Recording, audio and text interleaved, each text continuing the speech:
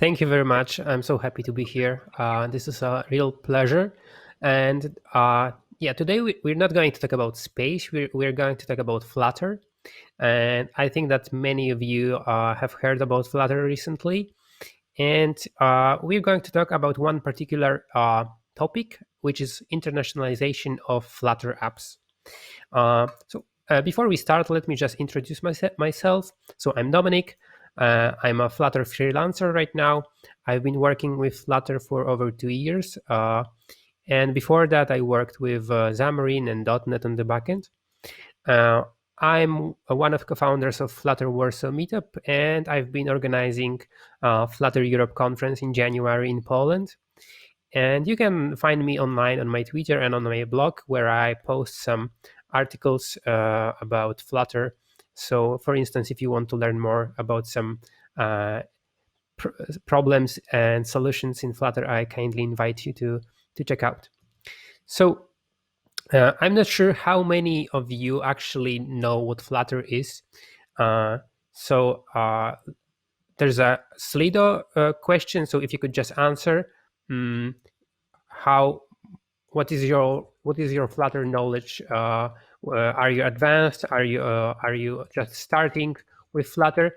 Because it will just help me uh, to have this presentation more aligned towards the level of your knowledge. So Flutter is this new toolkit to build mobile applications cross-platform for Android and iOS, but also recently some support for web and desktop was added. So actually, you can build pretty fully fledged applications in Flutter for web and desktop already. But for now, let's focus on mobile platforms. So when it comes to mobile, Flutter allows to have very fast iteration cycles when you develop your applications. So of course, most of you are mobile developers, and you know how painful sometimes can be waiting for the compilation and so on. Thanks to hot reload and hot restart that Flutter allows, we can iterate in uh, milliseconds or seconds intervals. So whenever you type some code, you can see the result on the screen of your device or simulator almost immediately. And it works both for logic and UI. So you can just modify all the code and see your results immediately on the screen. One important feature of Flutter is that this is Flutter allows to create almost identical interfaces between different platforms. So recently, or right now, most of the customers want to have some kind of custom design that is very specific to their company, to their product. And in the past, for instance, if you were using Xamarin or React Native, you usually had some issues with making the UI identical across platforms. With Flutter, it's much more easy because Flutter actually doesn't use native controls. It doesn't use UI views. It doesn't use Android controls. It just draws itself on the OpenGL canvas. This is similar to what, for instance, Unity gives, but Flutter also provides thousands and thousands of different platform components called widgets. So we are using widgets to create our UI. And one important thing is that we create our UI in code. So we are writing in Dart, which is like pretty modern programming language, similar to JavaScript and C#. Like this is kind of middle ground between them. This is pretty advanced language. Of course, it's not, for instance, so advanced like Kotlin, but still you can do a lot with Dart. So this is like another advantage of Flutter. And the third advantage that I often mention is that Flutter is very performant. It allows to create very, very fast and performant mobile apps, especially in the release mode. So Flutter allows to has two separate, let's say, modes. One is like debug mode, where you have this hot reload and hot restart capabilities. But because of the fact that This is just-in-time compilation. It's much slower and much larger application, so you wouldn't deploy your debug application to the production. But then you can compile your application, and you immediately get benefits of ahead of time compilation, tree shaking, and many more features that Dart and Flutter have. So usually, if you don't do anything, let's say silly, Flutter applications are much like have very high performance. So this is like a very short interview to what Flutter actually is.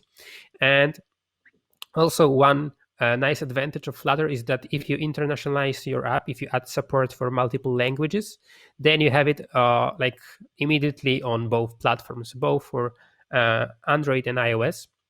And it is Flutter that gives you all the tools to handle language changes, to handle different locales, to handle, for instance, left to right or right to left languages. So today I'm going to talk about how to actually implement internationalization in Flutter. So there's this nice idea that Flutter should work everywhere. So Flutter works both for Android and iOS, but also on desktops, on web browsers. You can run Flutter on Raspberry Pi or on your fridge if you want. Of course, official support is only for mobile platforms and desktop and web. So if you have such large, let's say, area of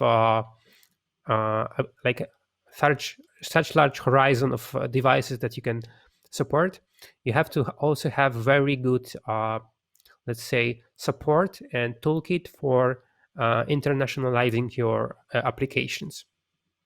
But of course, as often it happens, internationalizing of applications is very hard. Uh, there are many like pain points. There are many some edge cases that you have to cover. And today I would like to like make it more clear to you, show you that actually adding many languages to your applications shouldn't be so difficult. So let's start with some terms. So there are like these two main terms that you can use to describe what we will be talking about.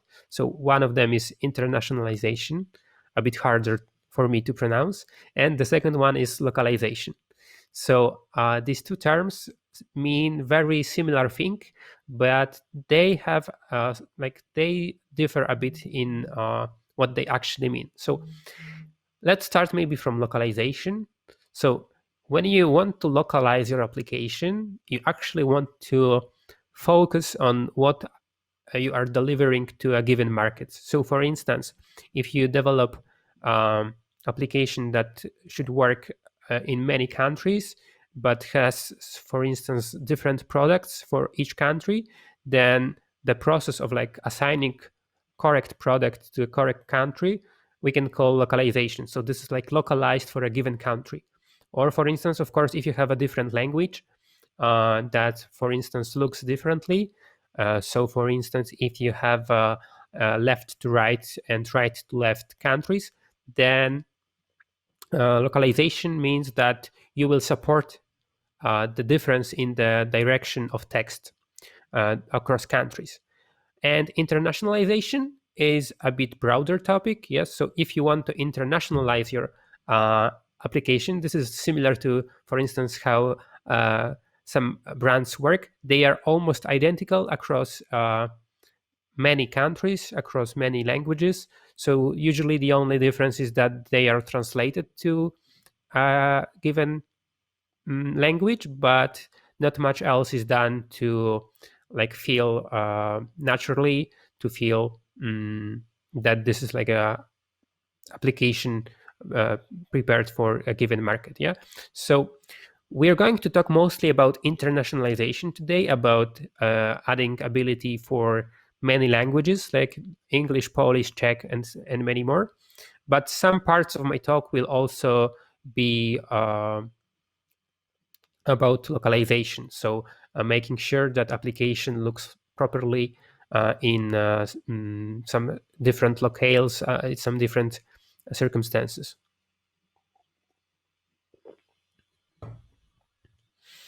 So by default in Flutter, when we talk about I18N or L10N, which are abbreviations for internationalization and localization, by default Flutter supports only English. So all the labels, all the texts in the default Flutter applications will be in English. But and they come from a class called default material localizations. So for instance, if you have back button, if you have a save button, menu, or something like that, all these labels will be in English if you do nothing to internationalize it. But you can add additional 77 languages by adding just one package, which is official Flutter package. And this adds support for 77 language translations for all the default Flutter widgets. So for instance, if you have a calendar widget and you want to show different dates, then all the names of months and everything will be translated by just adding this package, and of course some basic setup that I'm going to show you in a second. So if you want to add the support for like built-in names, you need to add this package called Flutter Localizations. This is, as I said, this is official package. And after you added the Flutter Localizations package, so you need to import this. After you add your package in your Material app, which is like main widget of your application. So this is like a starting point of your application where you configure some parts of your Flutter applications. So for instance, you will have some other properties like home, like roots, or many more. So here you also have two properties that relate to language support. So the first one is localizations delegates. And here you need to add these three delegates that are coming from this package. So the first one is global material, then global widgets, and global Cupertino localizations that delegate. And these delegates will make sure that if the user changes the language of their device, the proper translations will be delivered to Flutter widgets. And below that, you can define what locales are supported by your application. So of course, you can just add all the 77 supported locales. But if you just want to support 2 or 3 languages, you can just provide English, Polish, and here Chinese. And you can define locale in Flutter, in Dart, in various ways. So for instance, you can just provide the language code, but you can also use this constructor called from subtags. So you can just also provide language code, country code, or some other properties of a given locale. And here we have an example application. So some of you may notice that my presentation is a bit different. So actually my presentation is a Flutter application running on desktop. So here is another Flutter application running inside Flutter application, because actually you can like embed applications within applications in Flutter because they are all just widgets. So here's my simple Flutter application that so my presentation supports only English, but this application supports English, Polish, German, Hindu, Arabic, and Chinese. All these languages are here supported.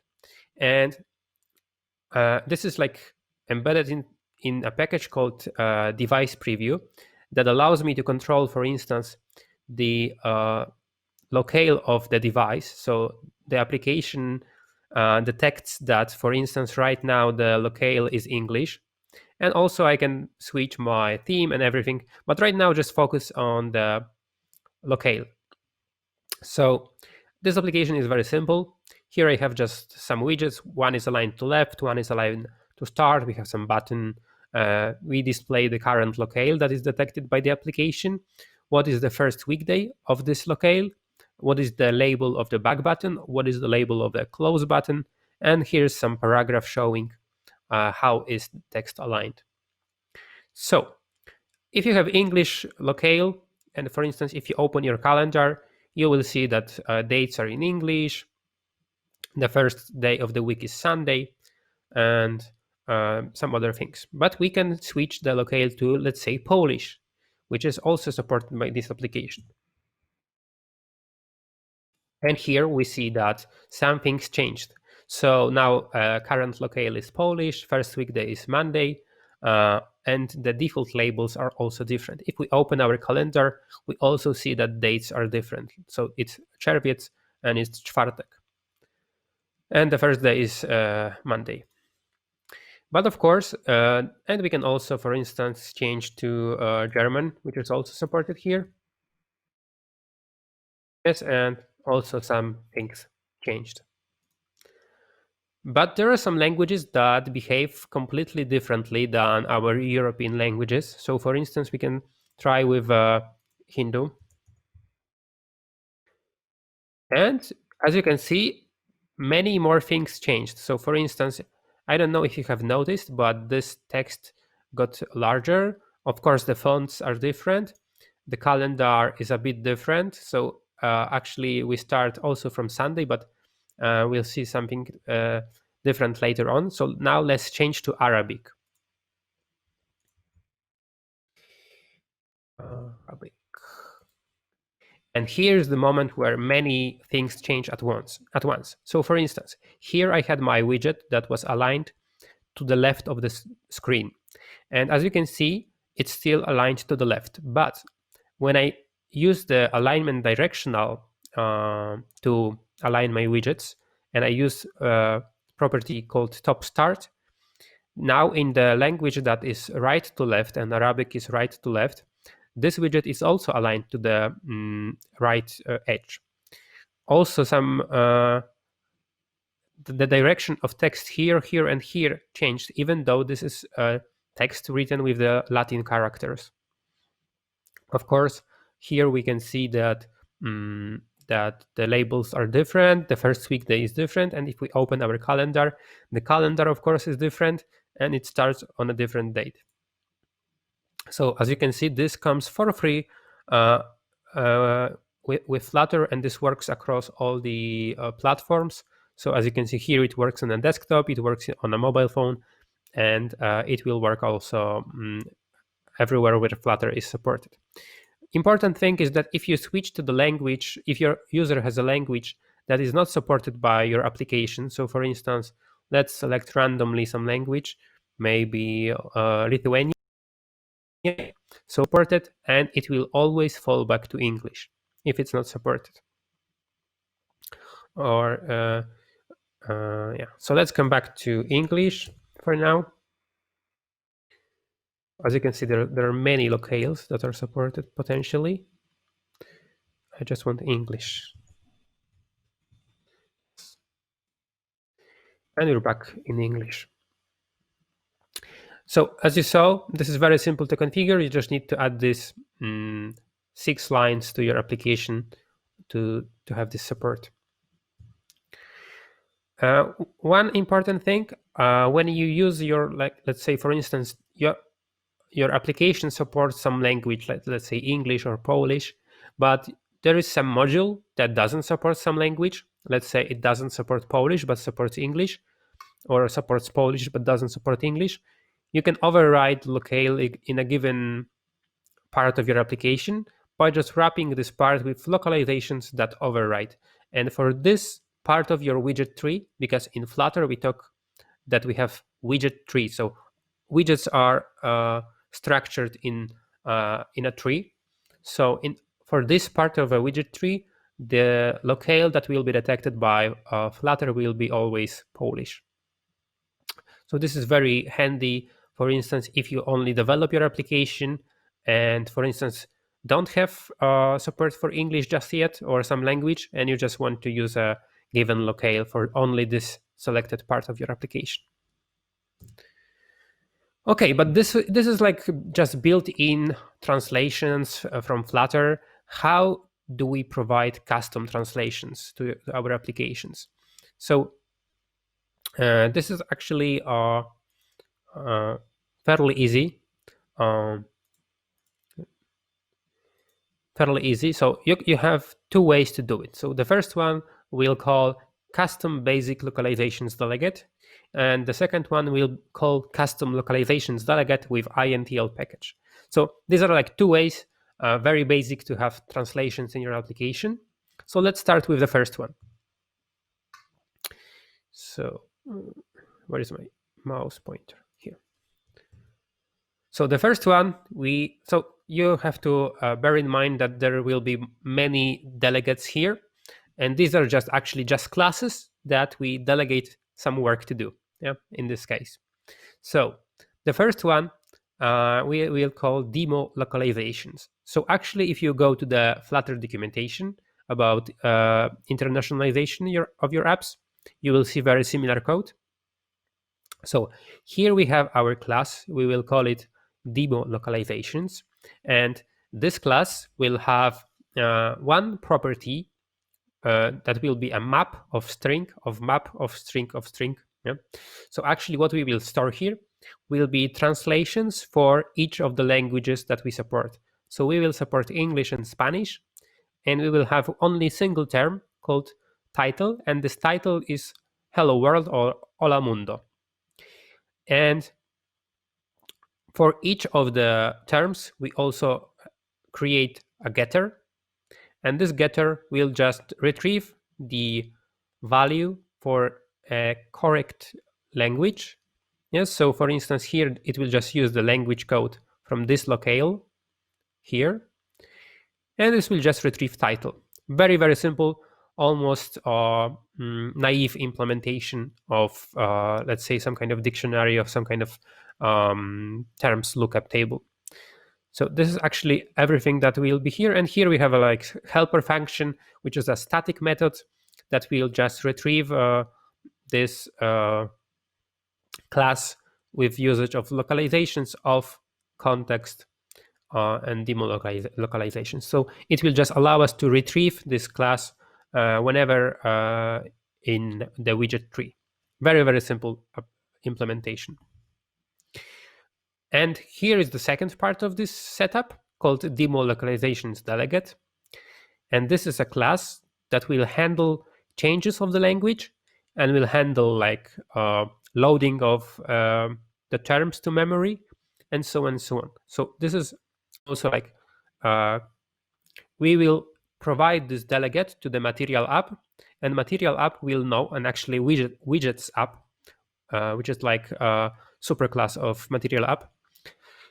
So the widgets app will know how to use the delegate because this implements localizations delegate interface. So we will need to override three properties and methods. So the first one is supported. So we will just return true if the given locale is supported. We will load the translation terms. So usually you can load some terms from the disk. Yeah. So for instance, you have some JSON or XML files or whatever. But in our case, we will just return immediately because our terms are already stored in the memory. And we will just return false for should reload. So for instance, if some terms need to change in the runtime, we can make some conditions here to tell Flutter that the given locale needs to be reload. So this is like second class that we need for the setup. And this is how we are actually going to use this setup. So again, here is our Material app.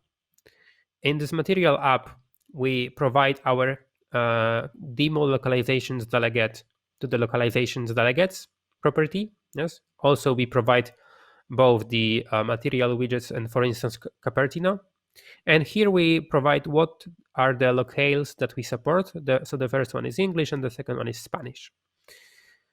So very, very simple setup. And for instance, if we want to access some of the terms, we just call DemoLocalizations.off context.title. And that's all. And this will be handled by Flutter. So whenever we need to use some term, our custom term, we will just call DemoLocalizations of title. And this pattern of accessing the translations is present in every localizations solutions that there is, or almost 99% of different solutions. So even though this one is very, very simple, all the other that I am going to show today or you will find online will use similar pattern. So usually this name will be different. Yes, this can be called, so for instance, translations, my translations, app localization, whatever you want. And then you just call of context to get the closest ancestor that has the translations in the widget tree, and then you access these getters on this class. So this was like very, very simple setup. But let me show you something much better, much more robust.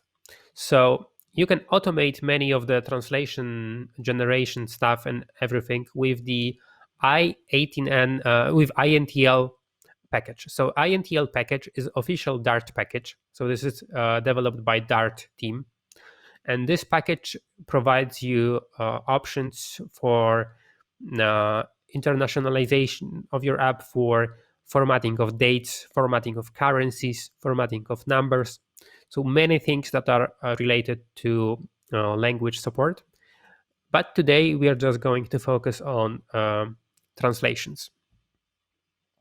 So if you read the documentation of INTL, you will learn that there are like 4 steps to implement, to add translations to your app.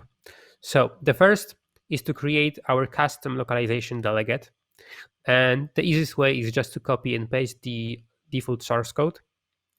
Then, if you have this delegate, and you remember, for instance, I will show you the code in a second, but you remember the delegate is a class that that handles loading, reloading, and tells the Flutter what language is supported. Then you create the ARB files with INTL. So we are going to see ARB files in a second. This is the format, like this is almost JSON format that is used by Flutter natively to store translations. So actually on the market right now, only Flutter is using ARB. Before that, there was also Google Translation Toolkit that was using ARB files, but right now that this tool is not available anymore. There is some discussion that maybe in the future some other formats will be supported by Flutter, and there are also some ways to support different formats, and I'm going to show you them in a few minutes. So then when you have your ARB files, so now we are at the step 3.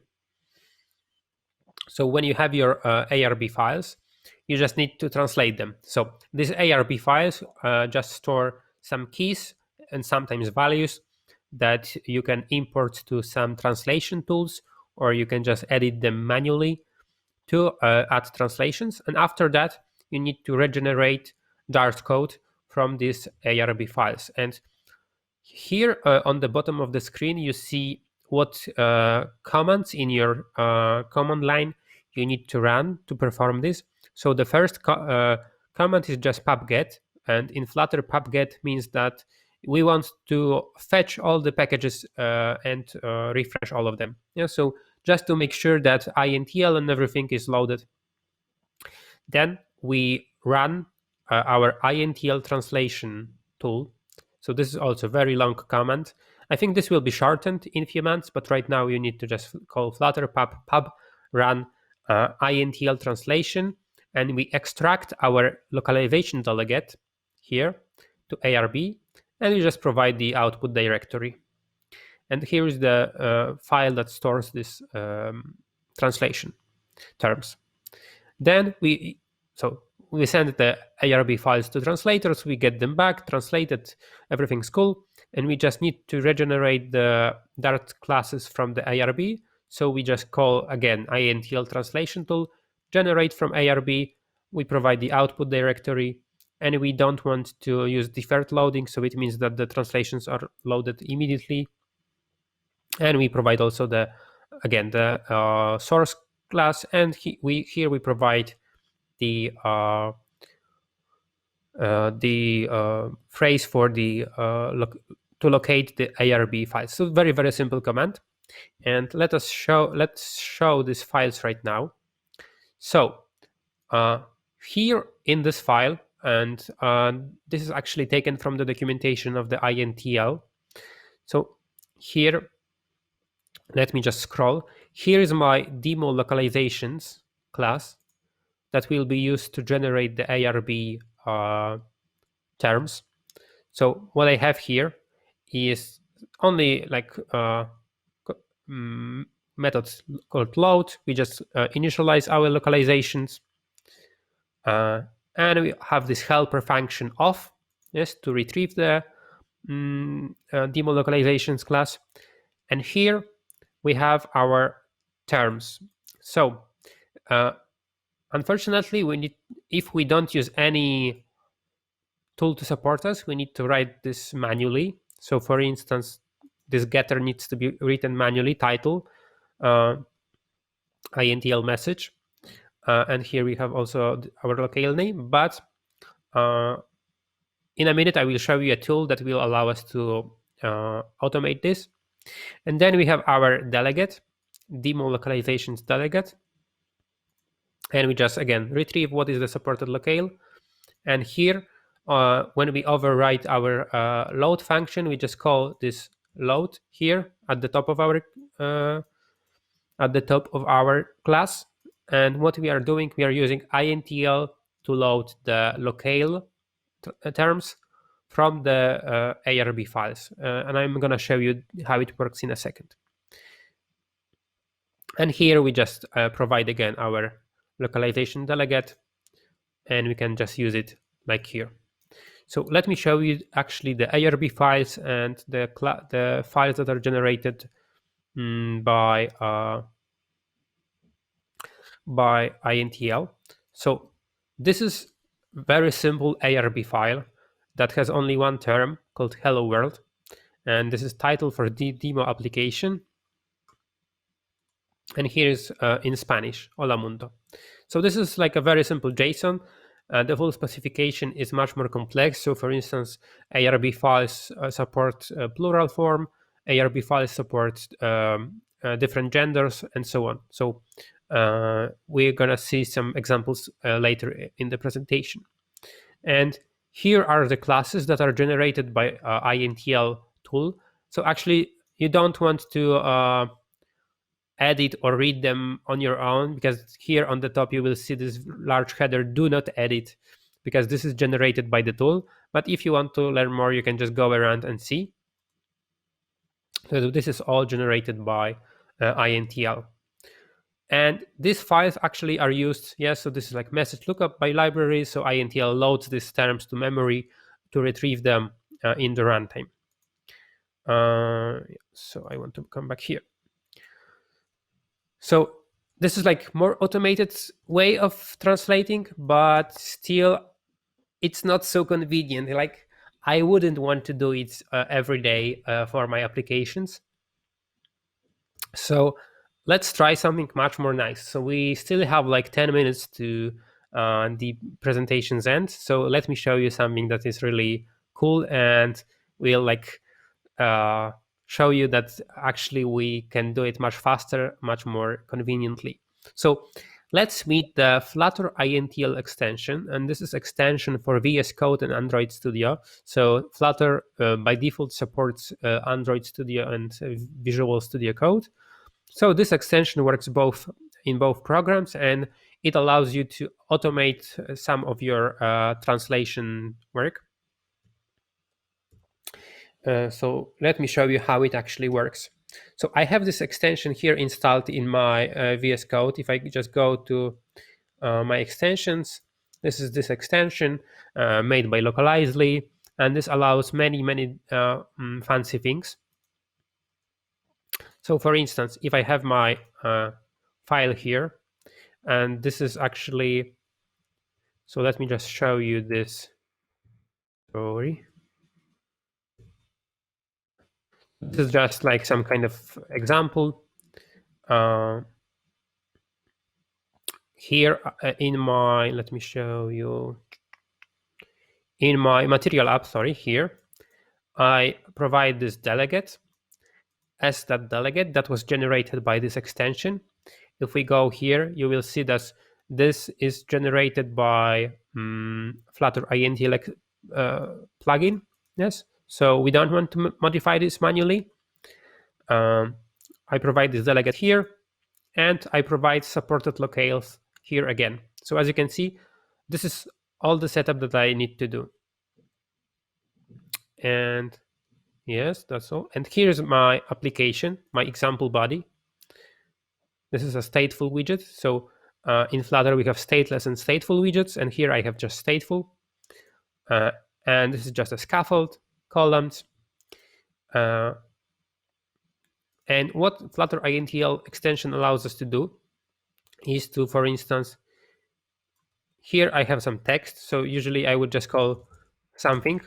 But what I can do is just to call s of context, that, and for instance, intro welcome, which is a term in the Flutter INTL generated class. Yes, this is a sample project where you can explore the features. So let me actually show you this project. Sorry, here it is. This is a sample project where you can explore the features. Yes, so currently it's English. And this is this term. Yes, welcome. This is a sample project where you can explore the features. So that's the one. And I can just switch my locale to German. And it's changing the locale as expected. But what's great, here I have my text, which just stores some string. And I want to export this to my localization class. So I don't have to do it manually. I just press command period, and I select extract to ARB, so the first option. And I just provide the title, which will be up with ARB files. This takes a few seconds, but here you can see immediately that this term was actually exported to the ARB file. So here is my ARB file. So here is this at the bottom, and here also in German, this is also translated. So if I come back to my application, this term actually here at the top is taken from the ARB. And it works both ways. So if I just take a look, here we have welcome. So let's change the welcome to maybe good morning. This is, I changed this in my ARB file.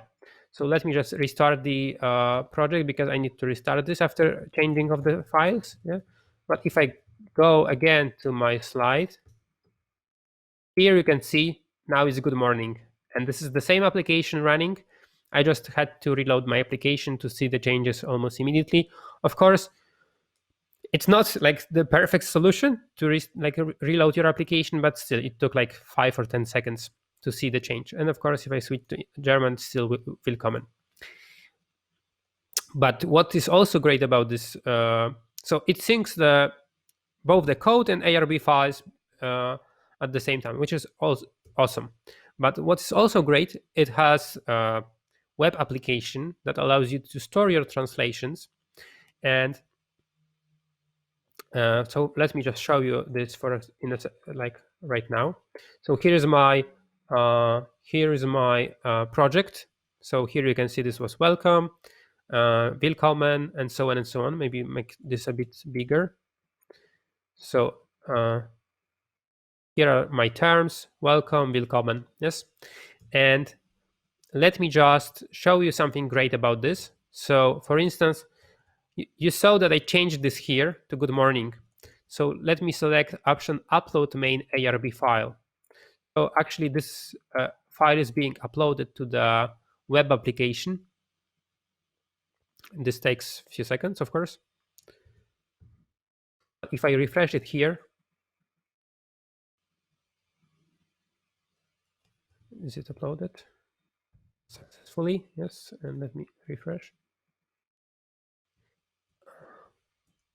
Oh, it doesn't override the translations here, but you can see here is my new term up with ARB files.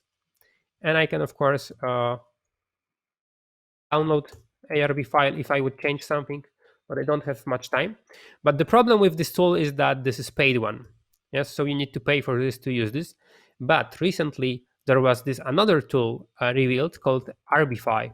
And RBFi is actually an open source tool that is free to use, that is self-hosted, is done by my colleague, and because he saw that there are only some paid solutions on the market that allow to host translations for Flutter apps, and he just created this, I think, in Laravel or something like that. And you can just take a look at the GitHub page and deploy it by yourself in a Docker container or on your server.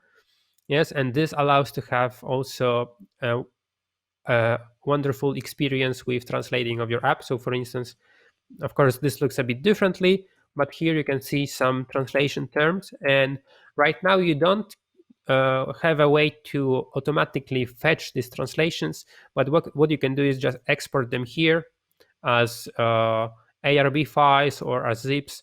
Yes, and you can also import them very easily, just drag and drop. So of course it doesn't have this great feature of like synchronizing the files across a Visual Studio or Android Studio and the web application. But what you can do is just like combine both of them. Like you can use the uh, INTL extension, yeah. So you can just extract this to your ARB. Then you have your English ARB file, and you can just import this here by just selecting this file, and this will be visible immediately. So this is very, very nice application that was just released, and like it's still like alpha version, but if you are using translations in Flutter, this might be very helpful.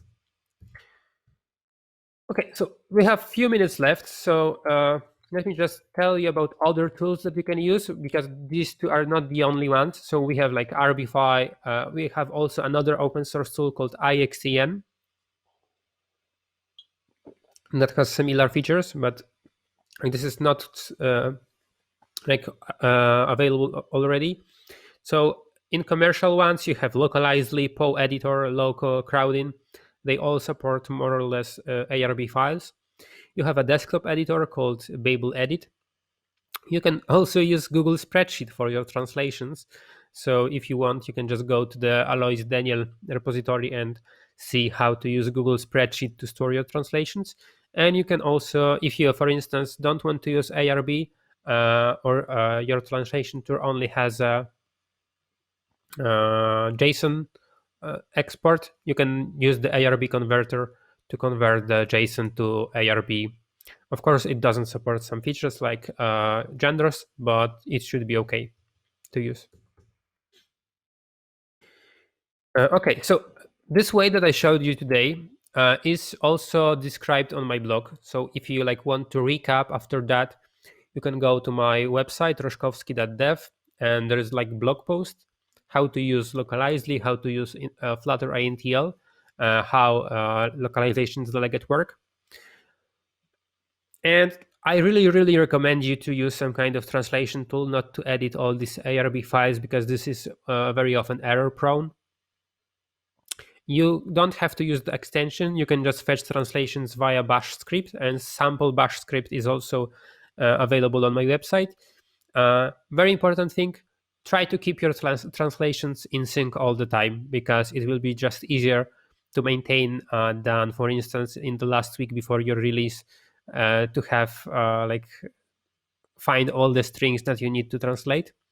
And yeah, if you can't afford the paid tool, just keep the ARB files. Maybe at some point some customer will be happy to pay for that. Yeah, or you can use RBFi. And just to sum up, so just to recap what we had today, everything about translations in Flutter is based on localization delegates. So this localization delegate can be done in many ways. So you don't have to use the ARB files. You don't have to use this way that I showed you. You can use some other JSON, XML, regex, YAML, or whatever. There are many ways to do this in Flutter. So, for instance, you can have this custom localization delegate. You can use the localization delegate via INTL package that I showed you. That was the second way. You can use the automated code generation with this extension that I shown you. Also, there are other tools like VS Code, Flutter, I18, and JSON extension, but this is only for VS Code. There are some Google spreadsheets available for you. Also, be aware of the directionality of your language. So, for instance, if you know that, for instance, some text, if you, let's say, support Arabic, or if you support some other right to left language, make sure that you use alignment directional, or you use the text direction properties to like make sure that your UI looks good. Add the support for many languages as soon as possible to test this. Test your application across different languages. So if you have tester in your team, ask them to test your application across different languages, because usually some issues arise, for instance, because some terms in some languages are longer or shorter than in your language. And try to bring on board your team to some translation tool, RPFile, Localizely, POEditor. In my projects, it happens very often that actually my customer is the one that provides translation.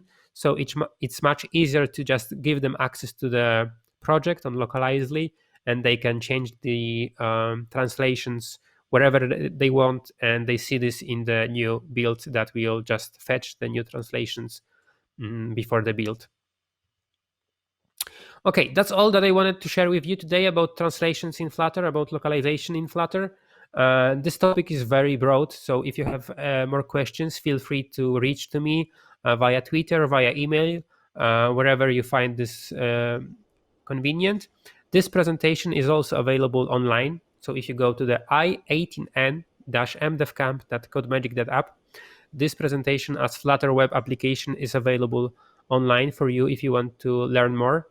And let me know if you have any questions.